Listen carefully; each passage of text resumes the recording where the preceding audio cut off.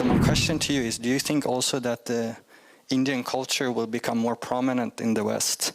That, for example, in the future, when we think of fast food, we think of Panipuri instead of hamburger.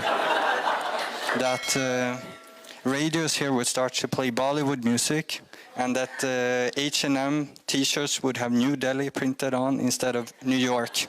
The question about the observations about Indian culture, I don't know if you follow Hindi, but you know there is a term which says "आपके मुंह में घी शक्कर." So the meaning, you know, we very sort of welcome in many ways what you say, may it come true, you know. But I actually can see this globalization of Indian culture happening. And it's happening for a variety of factors. One, of course, is because, you know, of the spread of the diaspora. The second is we ourselves, I think, are much more confidently expressing it. It's important we try to find ways of making it more universal.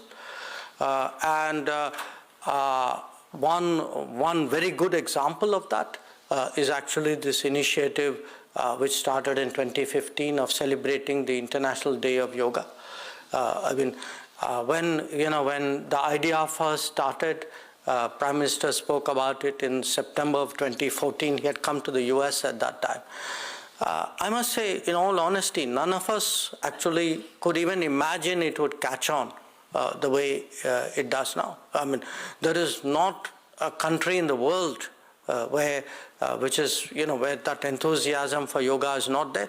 Perhaps it was there, it may have been dormant, we may have done something to awaken it and take it to a new level.